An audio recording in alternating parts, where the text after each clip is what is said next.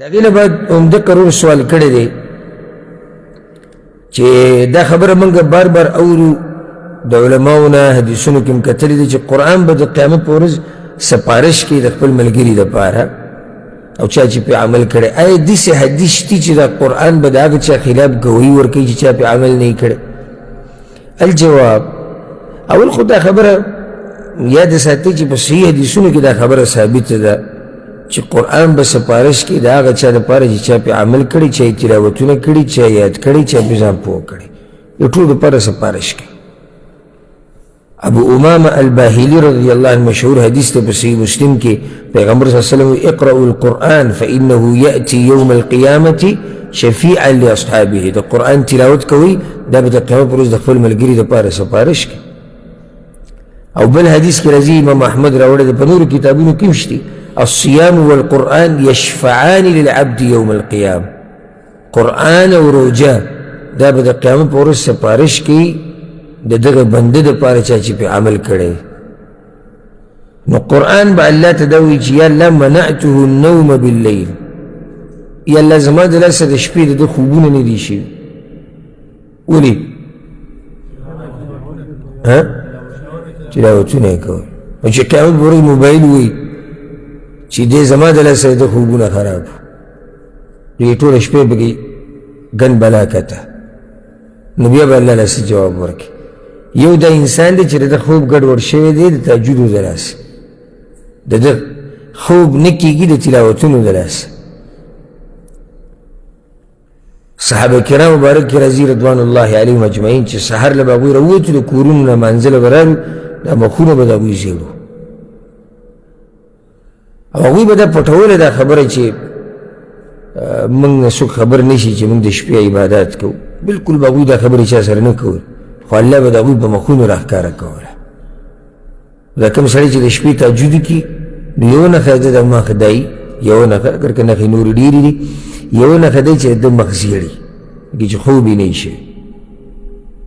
او بعضو علماو د آیت په تفسیر کې دا ویلي سیماهم فی وجوههم من اثر السجود چې د دوی په مخونو کې نښې دي د سجدو د لاسه نو وي زیړوالی مراد ته وي زیړوالی د مخ ځکه چې څوک د شپې ډېرې سجدې لګوي الله ته نو سهار له د مخ صحیح زیړي نن سبا چې راپاڅي استرغلونه یې دومره شی جوړ شوي او لمونځ دې پکې تللی او بیا وایي دا ورځ مزېداره نه ده او خبرې یې ډېرې مه کوه که نه دماغ مې خراب دي او د یو سره جنګ او د بل سره کنځلې وجه د هغې دا ده چې د شپې چې د اوده کېدو ټیم و دی په موبایل کې لګیا بیا چې کله د عباداتو ټیم شو د مانځه ټیم شو دی اوده شو حدیث کې راځي چې څوک سهار مانځه له راپانیسي نو دی به راپاسي په داسې حال کې چې کسلان به یې سست به یې او خبیث النفس دا نفس به یې ډېر بد بدي ګډوډ به یې ټول ورځ به دی دغه شان ګډوډي نو خبره مې دا کوله چې داسې بندګان د الله شتي چې قرآن د هغوی خوب خراب کړی داسې بندګان د الله شتي چې قرآن د هغوی خوب خراب کړی اوس زه په دې لار باندې راتلم اوس دې مانځله او زما سره خوا کې یو ځوان هلک روان و یاره دولس دیارلسو کالو او قرآن یې وي په یې لاره یې مراجعه کوله اوس دلته ته واورې نه مراجعه د قرآن کولو بس سم خوند یې راته راکړو باید دا اوس د دې ځوانۍ ته وګوره او د دې عمر ته وګوره شوق دی د قرآن سره دی خپل سبق په لاره باندې وي نو بعض د الله بندګان داسې دي چې هغوی د قرآن سره دا تعلق دی زما دا بعض خبرې زه لږې ډېرې سپینې کوم خو دا د اصلاح دپاره کوم یو وخت پورې به داسې و چې به دې ګاډو کې به که تاسو خیال کړی داسې تلاوت به سړي ډېر اورېدو چېرته بیان به یې اورېدو اوس د هغه خبرو کمی دی په ګاډو کې تلاوتونه بیانونه د هغې کمی راغلی دی ځکه چې ګاډي ته وخېږي اوس موبایل ټچ کېږي د څه سره د ګاډي سره بیا فیسبوک ښه په تیز اواز کې ګوره او یا ښځې ته یې میلاو کړو قصه راواله یا ملګري ته یې میلاو کړه لکه اکثر دلته له ټکسیان ویلی شي غوږ کې شی پروت یو کړله لکه هېڅ سوچ یې نشتی چې راځي چې څه هم د دې به ما سره څه کېږي حساب کتاب وکړي. زه ورځ د یو سره ناست وم چې زه ورسره کېناستم د غوږ نه تارونه مارونه لري ما ته اوس ستړي کېږئ نه سهار نو بس ټایم پاس کړو نو ما د دې په ځای کې ته چې د تلاوت اورېدې روزانه تا به څومره قرآن د اوسه پورې ما یاد کړی روزانه دې اورېدې قرآن تا به ما د اوسه پورې څومره سپارې یادې کړي د یو شیخ بیان دې لګولی شتي پکې دي چې خو اگر لږ دي نو قرآن اورېده دا ګوره په ګاډو کې اورئ په کمره کې اورئ په موبایل کې لګوئ ځان ته تلاوتونه خپل صحیح کړي پخوا به یو سړي دا ووي خصوصا د مشرانو وایي زموږ ژبه په قرآن نه راوړي ویلي وایي موږ چې ته د قاري صاحب سره نه یو ناست یا په کلي کې مدرسه نشتي مولوي صاحب نه و بیا هم دا وزري ګوره څه نه څه برابر دی اوس چې په دې دور کې یو سړی قرآن یې زده نه کړي او قیامت پورې الله ته ووایي چې الله اسباب نه اسباب نشته دغه موبایل کې راکوز کې پوره قرآن سره د تلاوته اورئ زده کوئ ترجمه به کې میلاوي تفسیر به کې راکوزي د کم عالم درسونه چې دی خوښ هغه به کې اچولی کېږي په دې کې هم ته دا وایي چې ما سره اسباب نه او لاره ورته ګرانه وه زه ورته نشم رسېدی مخکې خو به ته یو جومات ته تلې یو علاقې ته به تلې د علم زده کولو لپاره اوس خو علم تا سره جیب کې پروت دی او بیا هم نشي زده کولی ابرو ما سره داسې یو ملګري رابطه وکړه او تقریبا وی چې 4 سپارې مې یادې کړي دي یا 3 نیمې دومره خوشحاله شو دا زه نه منم چې نه یادېږي ما ته به ګوره دا خبره قطعا نه کوي چې ما ته نه یادېږي دا زه نه منم دا بلکل کمزوري خبره ده دا غلطه خبره دا منم چې یادو مې خو کمزور یم پکې دا منم کیدای شي دماغي کمزوري ذهني کمزوري نوې د قرآن د یادولو سره رالګېدلی د پاولو کې به کمزور دا منم خو دا نه منم چې ما ته نه یادېږي بلکل ما ته نه یادېږي دا زه نه منم څوک چې یادوي هغه یادولی شي څوک چې کوشش کوي هغه ختمولی شي نو دا قرآن به سفارش کوي د دغه ملګرو دپاره چې د چا خوب د دې قرآن د لاسه خراب شوی دی د چا پروګرام د دې قرآن د لاسه خراب شوی دی چا دا نور هر څه پرېښودي د دنیا د مزې او د قرآن را مخکې کړی دی دا قرآن به ورله سفارش کوي خو دا رور وایي چې داسې حدیث شته چې د قرآن به د هغه سړي خلاف ومي چې چا پې عمل نه دی کړی دا ډېر د هیرې خبره ده ګورئ دا خو د خوشحالۍ دی چې د قرآن سفارش کوي د هغه چا دپاره چا پې عمل کړی تلاوت یې کړی ځان پې پوه کړی چا چې د قرآن نه هجرت کړی نه یې اوري نه یې تلاوت کوي نه پې ځان پوه کوي نه پې عمل کوي هغوی دې دا حدیث واوري امام مسلم رحمه الله دا حدیث راوړی د ابو مالک الاشعري رضی الله عنه پیغمبر صلی الله علیه وسلم وی والقرآن حجة لك او عليك قرآن یا دلیل دی ستا دپاره یا دلیل دی په تا باندې دې کې ورور د سوال جواب وشي چې او دا پې دلیل دی په دې خبره قرآن ستا دپاره دلیل دی ستا دپاره دلیل دی داسې مطلب ستا دپاره به الله ته خبره کوي چې الله وی بخ په تا دلیل دی څنګه یعنی د قیامت پر ورځ به الله ته دا وایي چې او یا الله دا عمل نه دی کړی ده نه دی راکستی قرآن د تلاوت نه دی کړی د پې ځان نه دی پوه کړی او ځکه یو حدیث کې داسې راځي غوږ ورته کېدی ګوره امام ابن حبان راوړی دی پیغمبر صلی الله علیه وسلم وی قرآن شفاعت کوونکی دی او شفاعت به قبلیږي من جعله امامه قاده الى الجنه څوک چې د قرآن نه خپل امام جوړ کړي څه معنی د امام جوړ کړي اب دې پسې ورپسې مطلب څه دی یعنی قرآن پیشوا دی چې څه ورته ښیي دی پې عمل کوي قاده الى الجنه چې قرآن ستا امام شو دقه امام به دې بوځي جنت ته ومن جعله خلف ظهره او چا چې قرآن ویشتو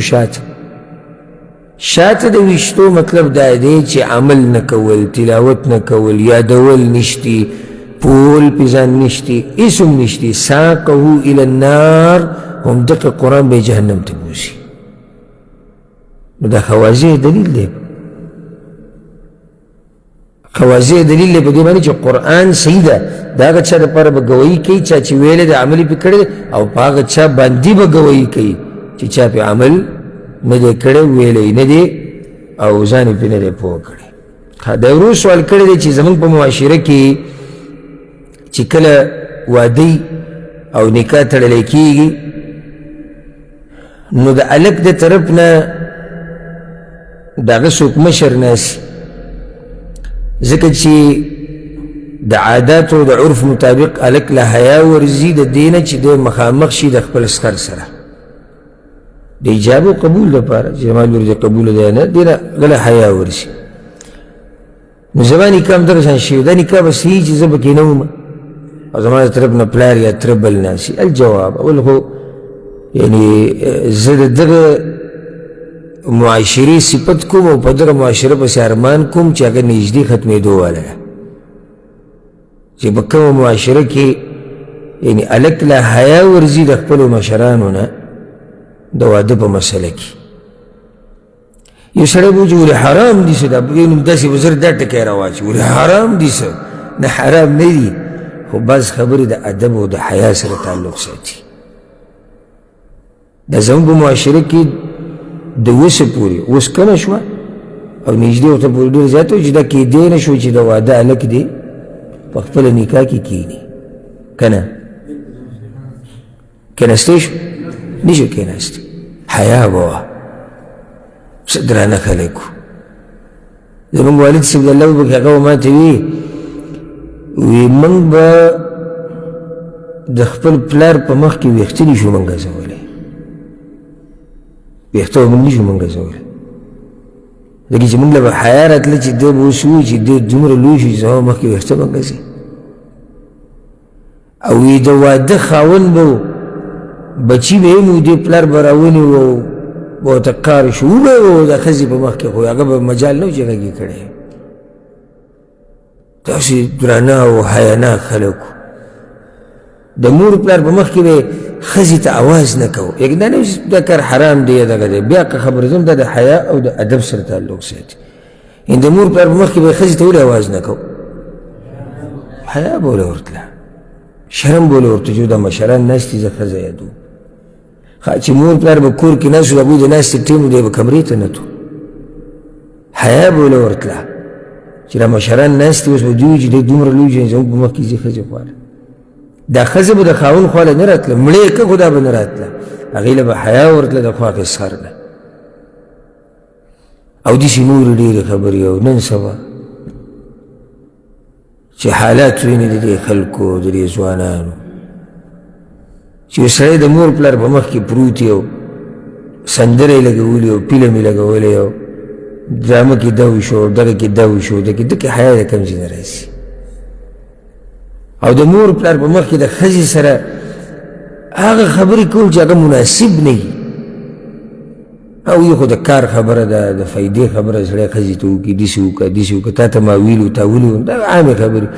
خو چې یو سړی د مور پلار په مخ کې د ښځې سره د مینې محبت خبرې شروع کړي او ګپ شپ ورسره لګوي، لکه حیا پکار دا مشران دي. دې ته وګوره، یعنې پلار ناست دی او د ټلیفون میلاو کړی ګپ شپ چا سره لګي؟ ښځې سره، او غریب ځان له ناست دی. ګوره حیا کم ځي ته ورسېده، مور غریبه ناسته دی د ښځې سره ګپ لګي او هغه ځان له ناسته ده، او بیا به زه ولې حرام دي څه نوره مسله د دین نه زده کړي، خو دې بعضو مسلو کې بیا ځان تکړه تکړه کړي. نو دا خبره د ورور صحیح ده چې زموږ د ټولو په معاشره کې د نږدې وخته پورې داسې وه، د پښتنو معاشره کې دا د نه منلو بلکې دا پرېږده موږ چې کوم یعنې اورېدلي ده او بعض هم لیدلي دي چې د واده هلک به هفته هفته به کور ته نه راتو. نو دی به کور ته ولې نه راتو؟ ځکه چې هلته کور کې خپلوان را جمع شوي دي، ترور راغلی دا ماما راغلی دا کاکا راغلی دا تر راغلی دا بل راغلی بل راغلی و د دوی په مخ کې به دې د جنۍ کمرې ته څنګه یسي نو دې غریب به ځان له 3 ورځې 2 ورځې دا به بهر چې کله به دا میلمانه ټول خواره واره شو قصه به دغه بیا به دې راښکاره شو نو په هغه چې به راښکاره شو نو د مور پلار د پاسېدو نه مخکې به پکې بعض د کمرې نه بیا وځي چې هغوی مې دلته ویني دا بس خبرې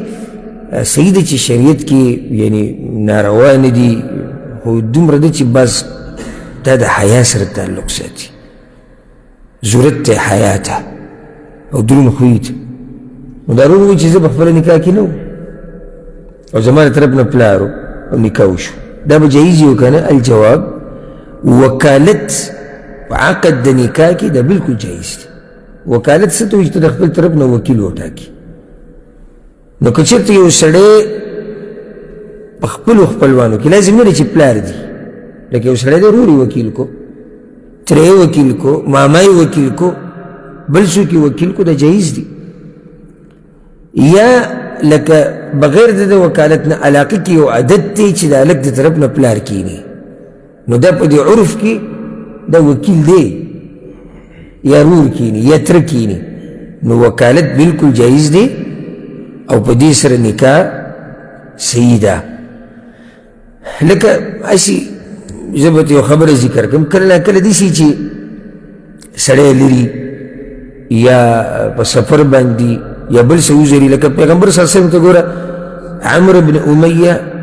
او ابو رافع دا دواړه هغه وکیلان کړي د پیغمبر صلی الله علیه وسلم په نکاح کې پیغمبر صلی الله علیه وسلم د ام حبیبه سره واده وکړو کوم ځای کې وه حبشه کې او پیغمبر صلی الله علیه وسلم مدینه کې نو بس حالات په سړي داسې راشي سړی لري دی او نکاح کول غواړي او یا یې په هغه ځای کې یو وکیل جوړ کړي نو بیا هم نکاح چې دی هغه صحیح ده والله اعلم دا یوې خور سوال کړی دی چې زمونږ یو خپله د وی هغې پلار مسافرۍ له بهر ملک ته تللی او کله چې هغه مسافرۍ شو نو د دې جنۍ نیکه راولګېدو د پلار دا جنۍ یې واده کړه یو داسې هلک ته د نوسۍ یې واده کړه داسې هلک ته چې د جنۍ پې هم راضي نه وه او نیکه دا وی چې د پلار اجازت ته پکې څه ضرورت ته زه د هغه پلار یم چې زه پې راضي یم هغه پې راضي دی پلار ته چې پته ولګېد هغه هم په دې راضي نه و چې څنګه د زما دا لور پلاني له ورکړې ده بیا چې کله پلار راغی ډېر وخت بعد نو بیا هغه خبرې اترې وشوه هغه جنۍ هم راضي شوه چې صحیح ده بس چې څه شوي ده هغه شوي ده او پلار هم راضي شو چې څه شوي دي هغه شوي دي خو ډېر وخت بعد سوال اوس دا دی چې دا واده څنګه و دا صحیح و دویم سوال دا دی او دا څومره کلونه چې زموږ په منځ کې تېر شوي دي مخکې د دې نه چې موږ پرې راضي شو د دې به څه حکم وي الجواب اولنی خبر دا یاد ساتي چې د نکاح په شروطو کې یو شرط دا دی چې بغیر د دې نه ګوره نکاح نه صحیح کېږي چې ښځه او خاوند راځي هلک او جنۍ به راځي په دې باندې پلار له او د هغه نه علاوه که هر څوک ته ولي مشر هغه له نه دي جایز چې هغه یو جنۍ چې بالغه یي عاقله یي هوښیاره یي هغه په زور واده کړي او د هغې دغه ځای دغه کور نه یې خوښ او دا په صحیح مسلم کې دا حدیث دی پیغمبر صلی الله علیه وسلم وایي دغه جنۍ دا پیغله د خپل ځان په باره کې ډېره حقداره ده دې نه به اجازت اخیستې کېږي او دغه شان حدیث د خنسا رضی الله عنها د هغې پلار د خنسا پلار رالګېدلی د خنسا یې واده کړی و او د هغې دغه ځای دغه رشته نه وه خوښه راله به پیغمبر صلی الله علیه وسلم پسې په صحیح بخاري کې روایت دی پیغمبر صلی الله علیه وسلم دا نکاح باطله کړه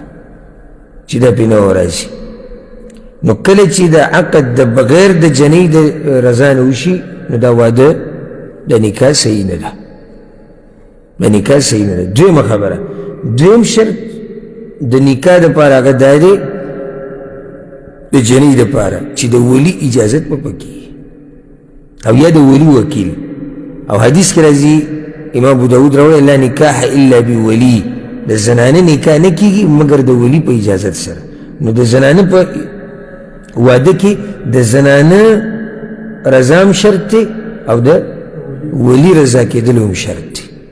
او ولی څوک دی نږدې ولی هغه پلار دی بیا دا نور راځي نو دا نکاح د کومه چې دا خور یادوي دا صحیح نه ده د دوو خبرو د لاسه کومو خبرو د لاسه جنۍ نه ده راځي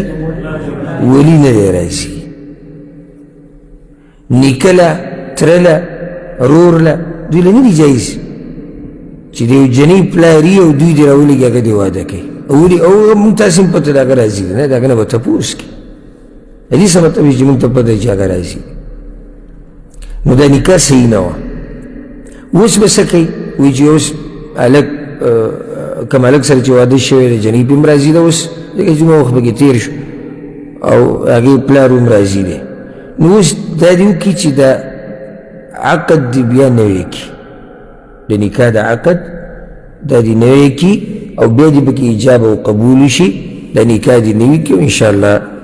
په دې سره به د دوی دا مسله حل شي دا څو کاله چې تېر شوي د هغې به څه کېږي امید دی چې الله به ورته د هغې بخښنه کوي ځکه چې د دوی دا ګمان و چې دا عقد او دا نکاح چې دا څه دی صحیح ده او علم ورسره نه و نو انشاءالله الله به ورته دې بخښنه هم وکړي او دا کوم بچي چې په دغه وخت کې شوي دي د دوی نسبت به هم دوی ته کېږي دا ورو سوال کړی دی چې د ماعز رضی الله عنه د رجم واقعه ما واورېده دغه صحابي چې هغه رجم کړی شوی سوال دا دی چې دې په کوم کال کې رجم کړی شوی دی یعنی د هجرت په 2م کال دی رجم شوی دی الجواب ماعز رضی الله عنه دا ناشنا صحابي دی ماعز ابن مالک الاسلمي رضی الله عنه داغه صحابي دی چې په خپل اقرار کړو چې ما زنا کړې او توبه ویستو اوس ناشنا توبه ویستو او واده و ځکه رجم کړی شو او دا فائدې ده ساتي چې اول مرجوم في الزنا في الاسلام هو الصحابي ماعز بن مالک اولنې سړی چې په اسلام کې رجم کړی شوی د زنا د لاسه هغه ماعز ابن مالک رضی الله عنه کوم کال کې نو د دې تحدید نه دی راغلی په حدیثونو کې چې دا کوم کالو خو صرف دومره دی چې خبره یعنی احتمال دا دی چې دی 9 کال کې و یا د 9 کال نه لږ مخکې د هجرت 9 کال کې ماعز هغه رجم کړی شوی دی دلیل په هغې باندې دا دی دلیل پې ورته ذکر کړو په صحیح مسلم کې د ماعز رضی الله عنه د رجم دا واقع شته په نورو کتابونو کې هم شته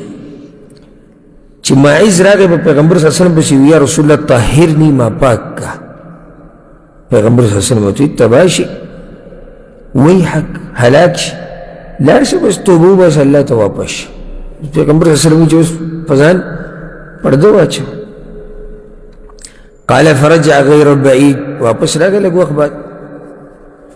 یا رسول الله طهرني پیغمبر صلی الله علیه وسلم ته لاړ شي توبه وباسه استغفار کو بیا راغی لږ صاحب یا رسول الله طهرني پیغمبر صلی الله علیه وسلم ته لاړ شي بیا سلورم پیر چې راغی پیغمبر صلی الله علیه وسلم ته فیما اطهروک د سنه دی پاک کوم یعنی خبره صدا کوم ګناه دا ګناه راته وښایه هغه ته من الزنا زنا نه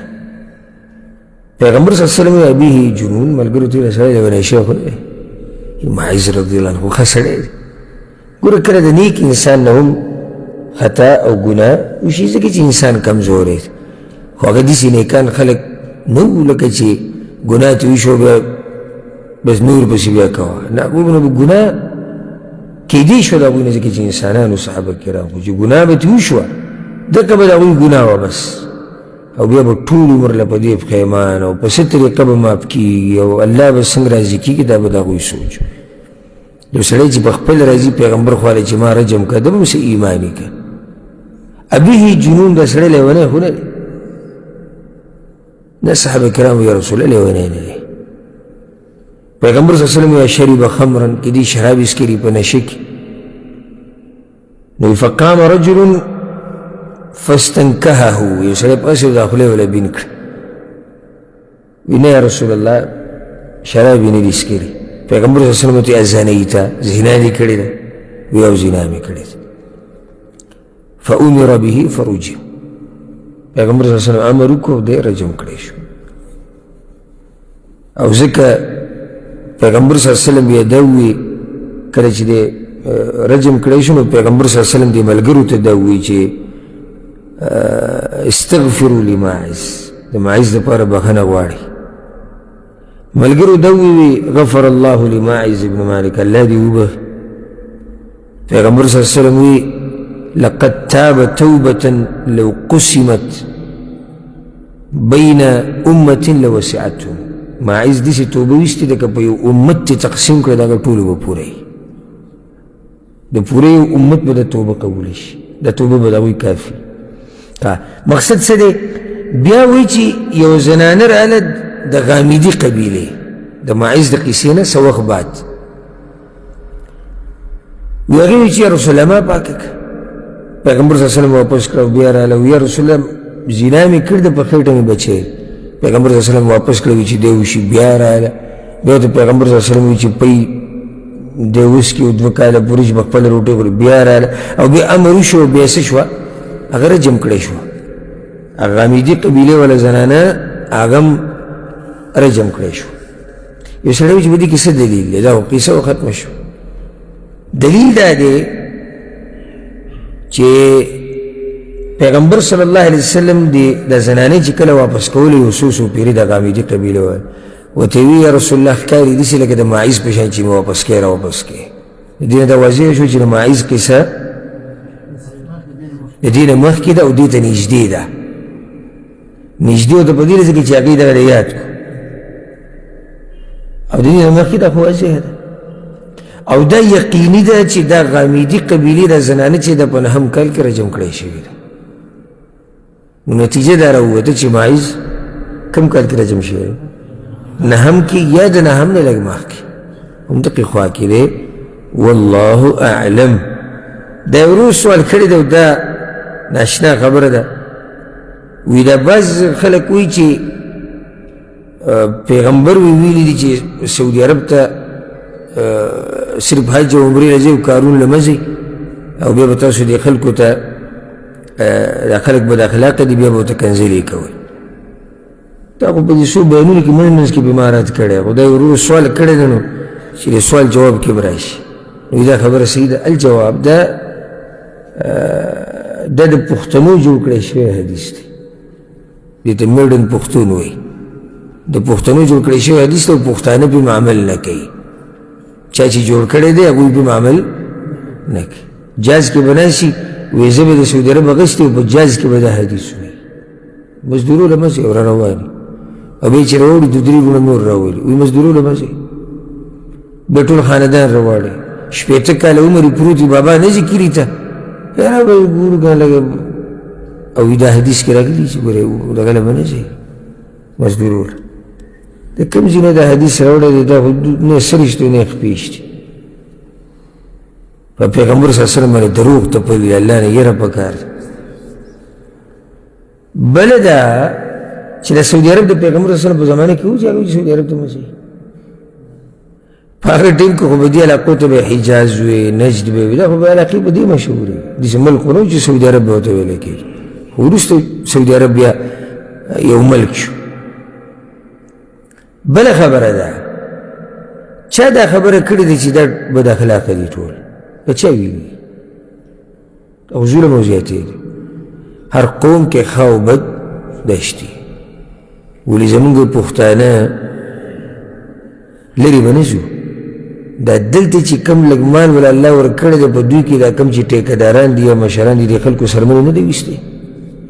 دوی سره به څه کوي؟ اوس دې سم یو حدیث جوړ کړي چې د پښتنو سره کار له مه ځي ځکه چې بد اخلاقي د خلکو سرمن وبایسي، صرف ورسره کم خایدي کوئ. به یو داسې حدیث جوړ کړي. دا پالتو خبرې چا ویلي چې سعودیان ټول بد اخلاقه دي؟ شتي به کې بد اخلاقه ښه خلک پکې ډېر دي، موحدین دي، دینداري به دې ملک کې ده. څومره ملکونه چې اسلامي ملکونه په دنیا کې دي داسې دینداري لکه څنګه چې دلته دا یو اسلامي ملک کې نشته. یو سړی به پلاني ځي که پلاني ګوره انسانان کمزوري دي. لږ ساعت مخکې ما د کوم صحابي قصه ذکر کړه، اوس یې تېره شوې نه شي. معز رضی الله عنه غلطي دې نه وه شوې، نو دا خو څوک نه شي ویلی چې دوی دپاره کمال دی او دا د ګناهونو نه پاک دي. نو دا خبرې هسې پالتو خبرې دي. یو وخت کې دلته هغه څه وخت کې چاپې اچولې وې ډېرې سختې، هغه دیرو ته به ورننوتو دا پولس. نو یو کس راته قصه کولی وي زمونږ